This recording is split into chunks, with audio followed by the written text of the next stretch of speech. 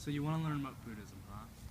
Well, help us squat next to me and let me sprinkle my knowledge all over them beautiful butterfly wings.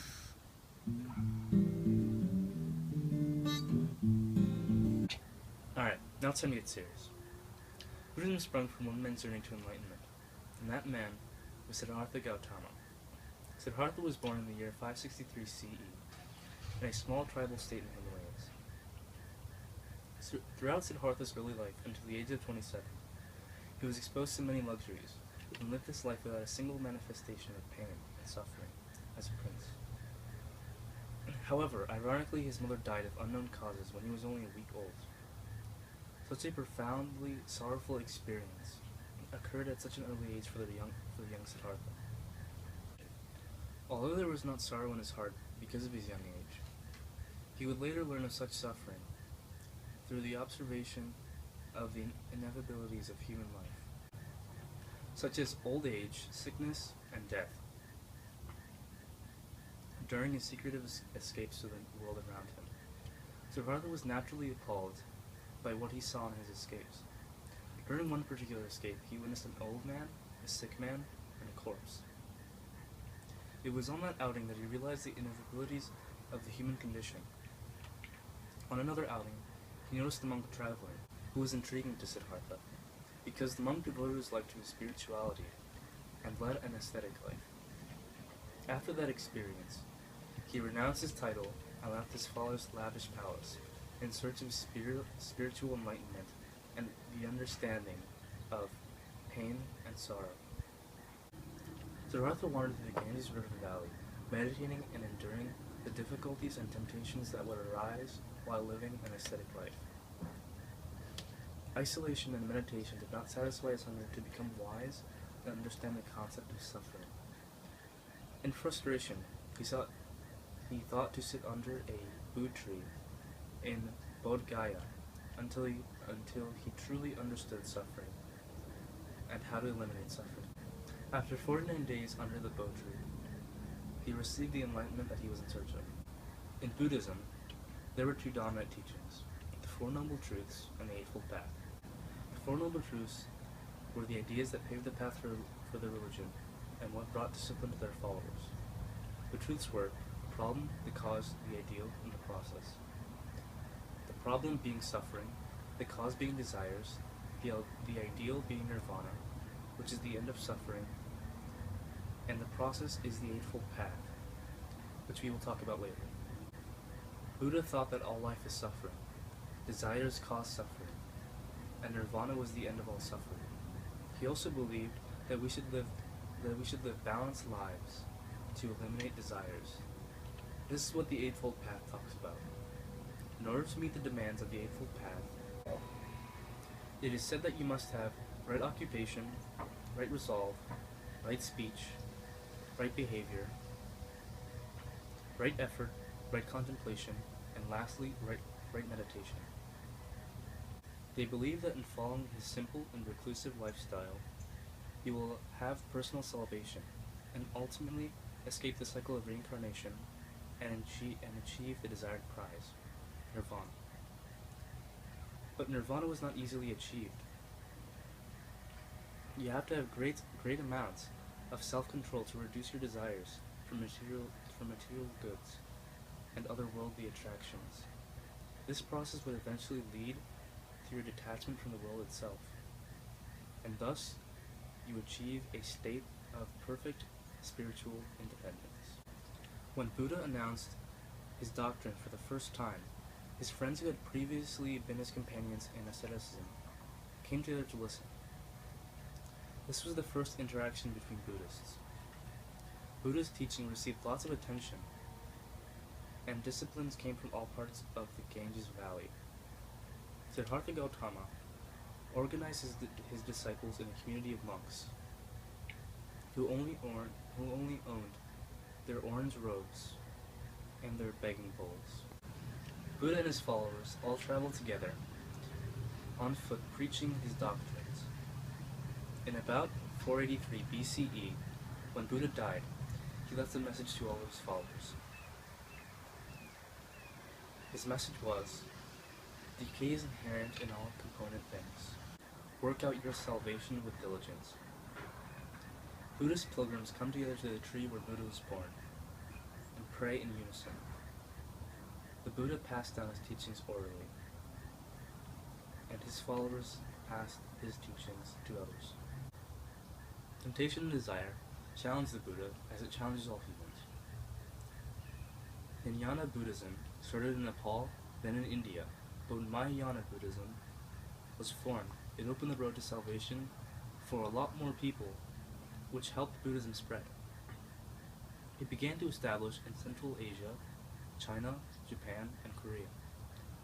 Hinayana Buddhism did not disappear though. It became the dominant school of Buddhism in Ceylon, Burma, Thailand, and other parts of Southeast Asia. Most of the evolving occurred in Buddha himself. He constantly tried to solve the problem of temptation and suffering. He first tried meditation, which was only a temporary solution. Then he tried to gain knowledge from popular gurus, which didn't work. Next he tried to starve himself, and tried to put himself through mental and physical pain and suffering, which not only did not work, but put him on the verge of death. Then he meditated under the Bo tree and found his way to attaining nirvana. In Buddhism itself, some of the people thought that Buddhism was too demanding and harsh, so they modified their needs and made it easier for more people to attain nirvana. It was called Mahayana Buddhism, which spread Buddhism a lot more than Hinayana Buddhism, which was the original form of Buddhism. Wow, everyone was talking. I really gotta go to the bathroom. Later.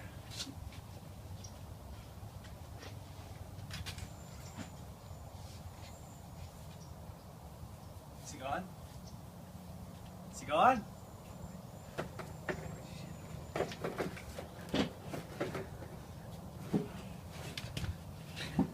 So, you all know about Hinduism, right? So, what is Hinduism? Hinduism was a term later occasionally used in some Sanskrit texts and was usually used to contrast Hindus with Vanavas, and towards the end of the 18th century, European merchants and colonists began to call people of the Indian religion Hindu. Hinduism has been defined as a religion, a religious tradition, and a religious set of beliefs. To its adherents, Hinduism is a way of life. Many Hindus call it the eternal law or the eternal way. According to former Indian President Sarvapalli Radhakrishnan, Hinduism is not just a faith. It is a union of reason and an institution that cannot be defined, but is only to be experienced. Hinduism doesn't really have a central religious authority, but has been organized into 3 different denominations: Vaishnavism, Shaktism, and Shaivism. Vaishnavism is focused on the supreme god Vishnu. Shaktism is focused on the Lord Shakti, which is the Hindu divine mother, and Shaivism is focused on the Lord Shiva, which is known as Supreme Being. Other denominations of Hinduism, such as Kamaram and Ganaptism, are less popular widespread than those 3. The identification of Hinduism as an independent religion separate from Buddhism and Jainism consequently hinges on the affirmation of its adherents that it is such. Hinduism grants absolute and complete freedom of belief and worship. Hinduism conceives the whole world as a single family that defies the one truth, and therefore it accepts all form of beliefs and dismisses labels of distinct religion which would imply division of identity. Prominent themes in Hinduism include Dharma, which is ethics and duties; Samsara, which is the continuing cycle of birth, life, death, and rebirth; Karma, which is action and subsequent reaction; and Moksha, which is liberation from Samsara; and also the various yogas, which are the paths and practices of Hinduism. Hinduism is a diverse system of thought with beliefs of spanning with monotheism, polytheism, pantheism, monism, and atheism, among others. And it also depends on each individual and the tradition of philosophy followed. It's sometimes referred to as henotheistic, which has involving the devotion of a single god while accepting others. But any such term is overgeneralization. Karma translates literally as action, work, or deed, and can be described as the moral law of cause and effect.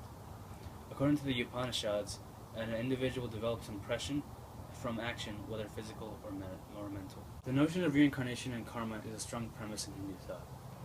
The exact conceptualization of moksha differs among the various Hindu schools of thought.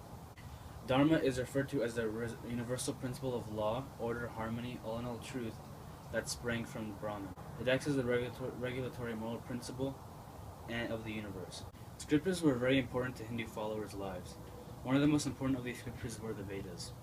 Now the word Veda means knowledge, and they are passed on orally throughout generations through memorization and presented in their sacred language, which is Sanskrit. The Vedas consisted of 4 parts. The oldest and most important Veda is the Rig Veda, and it was written between 400 and 900 BCE, and it contains around 128 songs or hymns. The next Veda is the Sam Veda, or the Book of Song. The hymns in the Sam Veda were used as musical notes and were almost completely drawn from the Rig Veda and have no distinctive lessons of their own. Next is the Yajur Veda. This Veda was created to meet the demands of ceremonial religion, and it was also used as a guidebook for priests who perform sacrificial acts. The last Veda is the Artava Veda, or the Book of Spell. This Veda is next in importance to the Rig Veda and is completely different from the other Veda. Its hymns are of more diversity of characters than in the Rig Veda, and also spoken in a much more. To some scholars, it's not even seen as a Veda at all.